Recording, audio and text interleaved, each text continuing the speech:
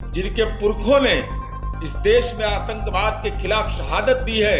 ये कैसा कांग्रेस है राहुल गांधी जी? पूरा बिहार सैल्यूट कर रहा है, गम में आंखें उसकी गमगीन है। और ऐसी स्थिति में आप ट्वीट का खेल खेल रहे हैं। तो इसको शेयर करने के पहले 1,00,000 बार कांग्रेस को सोचना चाहिए, नहीं तो जिन लोगों ने यह कृत्य किया है कांग्रेस उसके खिलाफ कार्रवाई करे। आतंकियों के द्वारा जिसके बाद से भारत सरकार ने बहुत ही ज़बरदस्त तरीके से जवाब दिया पाकिस्तान को ऑपरेशन सिंदूर लॉन्च करके। ऑपरेशन सिंदूर के तहत भारत सरकार ने जो अपना दिलेरी दिखाया और भारत की सेना ने जो अपना दिलेरी दिखाया वो साफ तौर पर हर जगह दिखता है। पाकिस्तान के अंदर घुसकर 150 से 200 किलोमीटर अंदर जाकर पाकिस्तान के अंदर भारत ने हमले किए और भारत ने सबसे बड़ा चीज़ वो है कि अपने जो बेहतरीन हथियार थे उनका परीक्षण भी एक तरह से कह सकते हैं कर लिया। राफेल की बात करें, ब्रह्मोस की बात कर लें, ये सभी पाकिस्तान की सीमाओं में घुसते रही और पाकिस्तान कुछ भी नहीं कर पाया।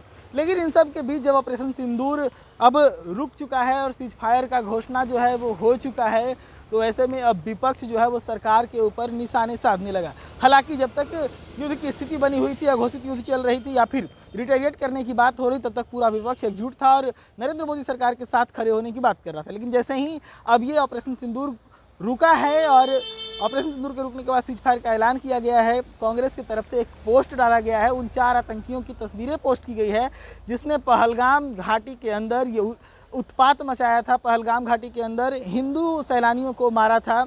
तो उस चीज़ को आप देख सकते हैं कि उस तस्वीर को पोस्ट किया कांग्रेस ने और सीधे तौर पर लिखा है कि ऑपरेशन सिंदूर तब तक अधूरा है जब तक ये 4 दरिंदे जिंदा है। ट्विटर हैंडल हम आपको दिखा रहे हैं, कांग्रेस के बिहार कांग्रेस के ट्विटर हैंडल पर यह तस्वीर पोस्ट की गई है। अब इस पर राजनीति गर्म हुई है। जदयू के मुख्य प्रवक्ता नीरज कुमार, एमएलसी नीरज कुमार ने पलटवार कर दिया और पलटवार करते हुए राहुल गांधी से सवाल पूछा है कि राहुल गांधी ये कैसा कांग्रेस है, ये कैसी कांग्रेस है जिसके बारे में आप कहते हैं कि हमारे पूर्वजों ने शहादत दी, तो ये कैसी कांग्रेस है जो आतंकवादियों की तस्वीर पोस्ट करता है और सबूत भी नहीं देता। पूरे मामले पर नाराजगी है नीरज कुमार की, वो नाराजगी में क्या कुछ बयां कर रहे हैं जरा सुन लीजिए। बिहार कांग्रेस के द्वारा जारी किया गया ट्वीट यह राष्ट्रीय सुरक्षा के प्रति लापरवाही का द्योतक है। आतंकी का तस्वीर साझा करना, उसका साक्ष्य नहीं देना, कहां पर वो आतंकी है। अगर बिहार कांग्रेस के ट्वीट करने वाले नेताओं को मालूम है, सर्वप्रथम तो ट्वीट नहीं करना चाहिए था, उन्हें अपने राष्ट्रीय अध्यक्ष मल्लिकार्जुन खड़गे को सूचना देते, जयराम रमेश जी को देते सूचना, राहुल गांधी जी को देते सूचना। लेकिन उन्होंने ट्वीट का खेल खेला। जो सेना के प्रधान थे वहां टैग करते, गृह मंत्रालय को टैग करते, पीएमओ को टैग करते, किसी को टैग नहीं किया। बिहार के डीजीपी को टैग करते, लेकिन किसी को टैग नहीं कर करके आप आतंकी की तस्वीर जारी कर रहे हैं, उसका नाम और पता नहीं बता रहे हैं। ये तो राष्ट्रीय सुरक्षा के प्रति घोर लापरवाही है, अक्षम्य अपराध है।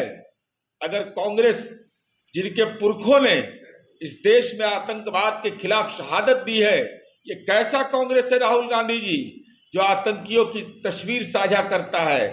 पहलगाम की दुखद आतंकी घटना के बाद हमारा भाई शहादत को प्राप्त करता है, पूरा बिहार सैल्यूट कर रहा है, गम में आंखें उसकी गमगीन है। और ऐसी स्थिति में आप ट्वीट का खेल खेल रहे हैं।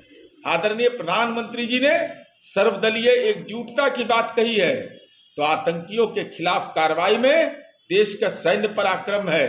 कम से कम उस शहादत को सलाम करिए, अपरोक्ष रूप से उनकी भूमिका को नकारिए नहीं।